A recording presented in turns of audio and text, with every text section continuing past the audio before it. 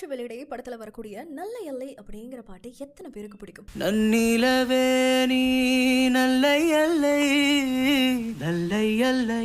A.R.. Rahman அவர்களுடைய இசையில வைரமுத்து அவர்களுடைய வரியில இந்த பாடல் முழுக்க அழகான தமிழ் வார்த்தைகளை பயன்படுத்தி ரொம்ப அழகா அமைச்சிருப்பாங்க. இந்த பாடல்ல வரக்கூடிய இந்த நல்ல எல்லை அப்படிங்கிற வார்த்தைக்கு நன்றன்று அப்படிங்கிறது அர்த்தம். அதாவது நீ பண்றது நல்லா பாத்துக்கோ அப்படிங்கிற ஒரு அர்த்தத்தை தரக்கூடிய சொல். இப்ப இந்த வார்த்தையை பாடல் ஆசிரியர் குறுந்தொகையில இருந்து எடுத்திருக்காரு. அந்த குறுந்தொகை பாடல் என்ன அப்படின்னா, கருங்கால் வேங்கை வீயுகு துருகள் இரும்புலி குருளை தோன்றுங்காட்டிடை எள்ளி வருணர் களவிற்கு நல்ல எல்லை நெடுவன் நிலவே. இப்போ இந்த பாடல்ல நெடுவெண் நிலவே அப்படிங்கிற வார்த்தையா பயன்படுத்தியிருக்காங்கிறதுனால இந்த பாடல் ஆசிரியருக்கு நெடுவெண் நிலவினார் அப்படிங்கிற பெயர் வந்துதான். இந்த பாடலினுடைய அர்த்தம் என்ன அப்படின்னா, தலைவியை பாக்குறதுக்காக தலைவன் ராத்திரி நேரத்துல வந்து பழகிட்டு போறானாம். 2 பேரும் ஒன்னா இருந்துட்டு போறாங்களாம்.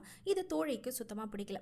தோழியால தலைவன் கிட்ட போய் நேரடியா சொல்ல முடியாது இல்லையா? அதனால தோழி என்ன பண்றாங்க, நிலாவை பார்த்து சொல்றாங்களாம். இவ்வளவு ஒரு ராத்திரி நேரத்துல கருகருன்னு இருக்க பாறை மேல வேங்கை மரத்தினுடைய மலர்கள் விழுந்திருக்கும். அதை பார்க்கும் பொழுது புலியினுடைய குட்டி இருக்க மாதிரி இருக்கும். ஸோ தலைவன் ராத்திரி நேரங்களில் வரும்பொழுது இங்க புலிக்குட்டி இருக்கிறத பார்த்தா அப்படின்னா இங்க சுத்தி எங்கேயோ புலி இருக்கு போல அப்படின்னு பயந்துட்டு வராம இருப்பான். ஆனா நீ ராத்திரி முழுக்க வெளிச்சம் தரதுனால எந்த விதமான பயமும் இல்லாம ரொம்ப நேரம் அவன் தலைவி கூட வந்து பழகிட்டு போறான். இது சரியில்லை, பாத்துக்கோ. உன்னாலதான் இந்த மாதிரி 2 பேருடைய பழக்கம் அப்படிங்கிறது ரொம்ப நேரம் நீடிச்சுக்கிட்டே இருக்கு. யாராவது பார்த்துட்டாங்கன்னா என்ன ஆகுறது? அதனால தலைவனும் தலைவியும் இந்த மாதிரி திருட்டுத்தனமா சந்திச்சுக்காம சீக்கிரமா கல்யாணம் பண்ணி தலைவன் தலைவியை கூட்டிட்டு போயிடணும் அப்படிங்கிற ஒரு ஆசையோட தோழி நிலவை பார்த்து வைர மாதிரி இந்த பாடலை அமைச்சிருப்பாங்க. உங்க கூட இருக்க கப்பிள்ஸ்ல யாராச்சும் சீக்கிரமா கல்யாணம் பண்ணிக்கணும்னு நினைச்சீங்கன்னா அவங்களுக்கு இந்த பதிவை ஷேர் பண்ணுங்க.